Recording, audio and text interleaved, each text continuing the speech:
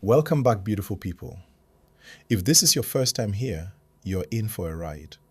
And if you've been rocking with us from the start, welcome home. Sit back, relax, and let's talk stories.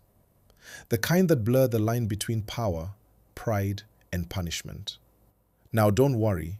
If you haven't seen the previous season yet, I've got you covered. I'll drop the recap link in the description so you can catch up properly. Trust me, you'll want the full picture before this one settles in.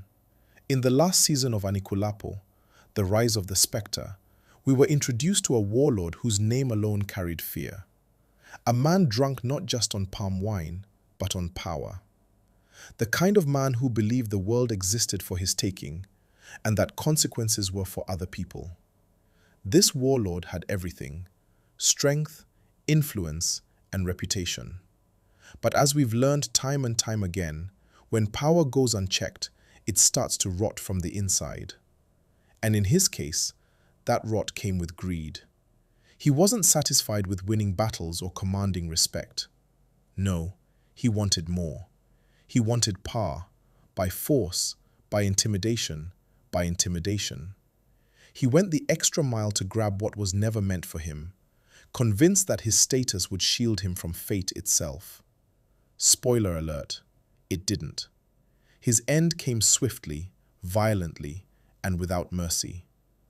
One moment, he was feared among the living. The next, he was breathless, lifeless, and forgotten by the same world he thought he owned. But death, in Aníkúlápó, is rarely the end. Instead of finding rest, this warlord woke up in a role more ironic than anyone could have imagined.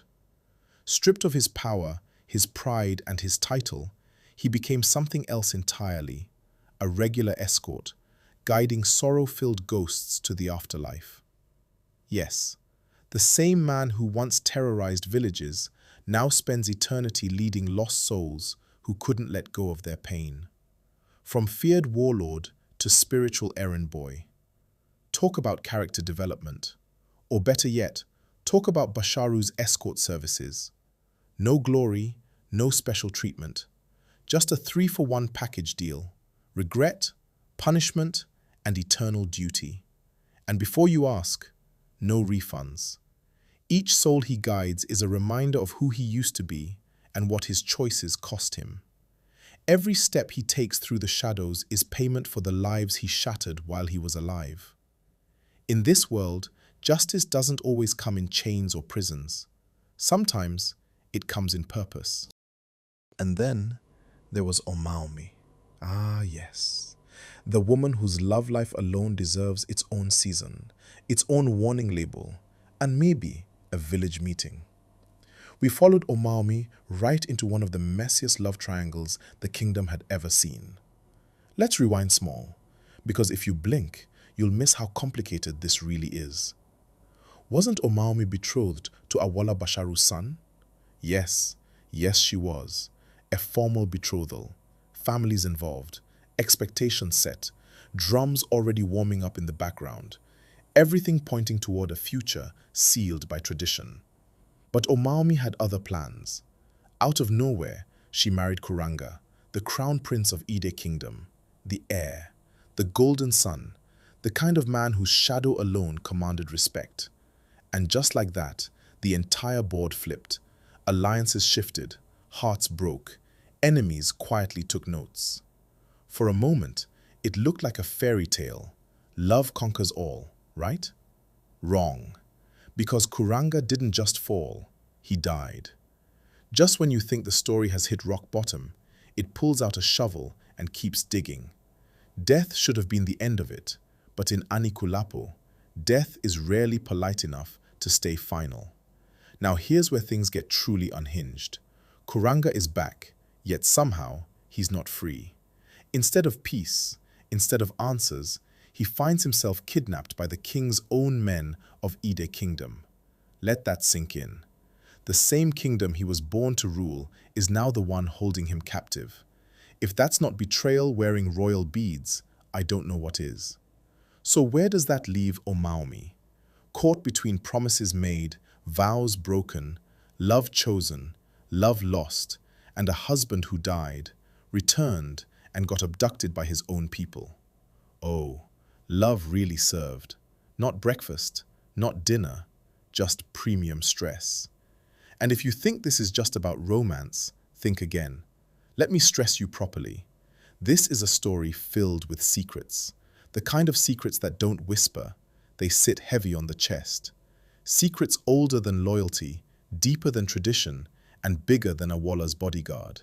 Yes, bigger than the bodyguard. Nothing in this story is accidental. Every marriage, every death, every disappearance is tied to something hidden beneath the surface. Power plays masked as love, loyalty tested by ambition, and people forced to choose between destiny and desire. Because in this world, love is never just love. It's strategy, it's sacrifice, and sometimes it's a trap. But it's all business. Until business got personal. Because Saru married her daughter.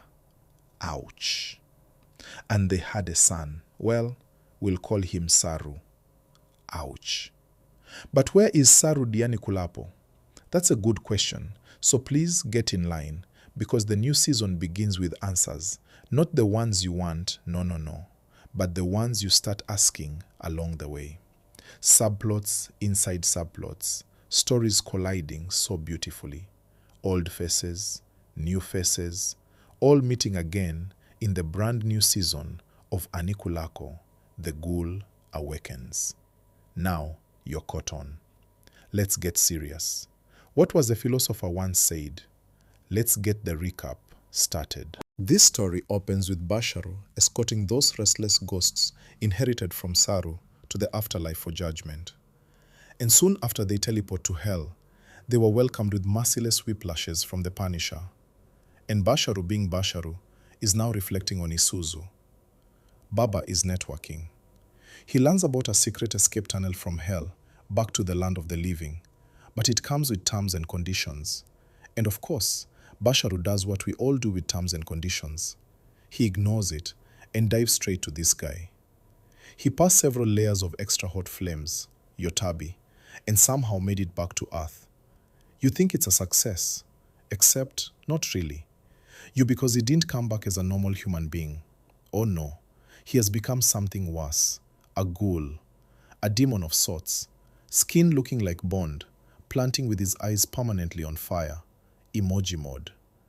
The only way he can look human again is by sucking his soul out of his human being, and even that one says he's temporary, after a small time. Yes, bye. How like that, your MTN data? Meaning he can't stay in the community. He can't blend in. He must keep recharging on humans like power bank. And this ghoul, he's about to become the kingdom's worst nightmare. Meanwhile, 2 years have passed in the kingdom of Oyoele since the last events. And today was a special day. Make way for the crown prince as he returns home from Ushogbo, where he had been training as a hunter. The moment he hears what happened to his stepsister Omumi, his blood began to boil. All he wants to do is storm her kingdom and bring her back, even if it's by force. But that would mean war, something his father has carefully avoided all these years just to preserve peace. Especially now, with troubling news of Portuguese slave traders already operating around Ashanti, near the Ghana coast. All your needs are lies. Not any knees, only a setting someone is already in business with these Portuguese. If not Awaru and her daughter Laturira, who else? They sell slaves. No worry. Only criminals are debtors. As if that makes it any better. Because in this world, once that label touches your name, criminal, your humanity quietly clocks out. Your rights? Optional. Your future? Negotiable. And your body? Well, suddenly it has a price tag. And to make it worse, they don't just stop at debt. On the side, they sell elephant tusks.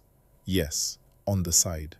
Like it's groundnuts, like it's spare change, like it's not the slow murder of something powerful and ancient. A clean operation on the surface, dirty underneath. That's how they like it. Respectable by day, ruthless by night. Everyone smiles, everyone eats, everyone pretends not to hear the screams echoing behind the walls. And then, La Torera joined the family business. Ah, that's when everything changed. Before, it was manageable, quiet, controlled. But once La Torera stepped in, things didn't just grow, they exploded. New connections, new markets, new methods. The kind of innovation that doesn't come from vision, but from lack of conscience. Sales? Booming. Profits? More, much more, too much even. Now the operation runs smoother than ever. Faster processing, better logistics, higher returns, debtors disappearing at record speed, criminals turning into commodities, numbers going up while morals go down. And nobody is asking questions because everybody is benefiting. That's the real horror. Not the chains, not the blood, but the silence. Because when profits start speaking louder than conscience, even monsters start calling themselves businessmen. And once success enters the room, suddenly everyone forgets how ugly the process looks. So yes, only criminals are debtors. But when the system itself feeds on cruelty, you start to wonder, who is really the criminal? Because in Aníkúlápó, evil doesn't always wear fangs or carry weapons. Sometimes it wears fine clothes, keeps clean records, and smiles while saying, "Ah, no worry, business is good." Now let's talk about people whose lives are doing the opposite of booming. Arolake and Akin. Remember that magical purse that spits out endless money? Yes, that one. You'd think these people would be swimming in gold, bathing in cash, sneezing out coins. But no. After seeing how the purse almost caused her destruction and endless level of chaos, they both said, "Yup, this money is cursed." And Arolake threw it away. They left Toyotown soon after Basharon's attempt to kill her failed and settled where Akin's father is from, staying with his uncle Jeyo and his wife. Money became tight, so Akim took a job on a farm while Arolake stayed home. One day, while Akin is out, his uncle's wife pulls Arolake aside and starts talking about what pregnant women eat and all that talk. You're probably wondering where she's going with this, right? Turns out, she can tell Arolake is pregnant. Aníkúlápó isn't just a story about death. It's about the price of escaping it. Season 1 ends with power changing hands, love turning dangerous, and secrets buried where they were never meant to stay. Kings fall, alliances crack, and the line between the living and the dead completely disappears. Now in part 2, the questions get louder. Who truly controls the throne? What happens when love becomes a weapon? And what is the real cost of carrying death in your pouch? Old faces return, new enemies rise, and the spirit world steps fully into the human one. Every choice made in the past comes back with interest, and this time, nobody escapes the consequences. Part 2 doesn't give comfort, it gives reckoning. If you thought Season 1 was intense, you haven't seen anything yet. Like and subscribe to my YouTube channel for more content.